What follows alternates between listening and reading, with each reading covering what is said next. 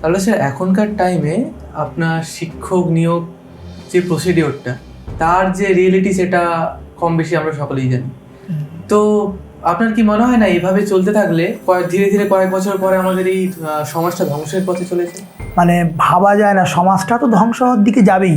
কারণ হচ্ছে একটাই কারণ, মাধ্যমিকে ছেলে কমে যাচ্ছে, মাধ্যমিকে মেয়েরাও কমে যাচ্ছে, এবং কলেজে অনার্সে সিট ভর্তি হচ্ছে না। এক সময় যেখানে পরীক্ষা দিয়ে ভর্তি হতে হতো, এখন সিট ভর্তি হচ্ছে না। এবং এর মূল কারণ হচ্ছে, একটা সময় একটু পিছিয়ে গেলেও তখন পোস্ট অফিসে দেখতাম প্রত্যেক মাসে কিছু চাকরির চিঠি আসে, প্রত্যেক মাসে 1 জন 2 জন 3 জন চাকরি পেতেন। আর এখনকার সিস্টেমে এতটা সমস্যা দেখা দিয়েছে, এই টেকনিক্যাল সমস্যাগুলো যারা সরকারে আছেন, যারা এই টেকনিক্যাল বিশারদ, যারা এই চাকরি দেওয়ার জন্য যে সংস্থা আছে, তাদের সমস্যা। মানে তারা কিভাবে চাকরি বাকরি দেবেন, সমাজটাকে বাঁচাবেন না পিছন দিকে নিয়ে যাবেন, তাদের সমস্যা।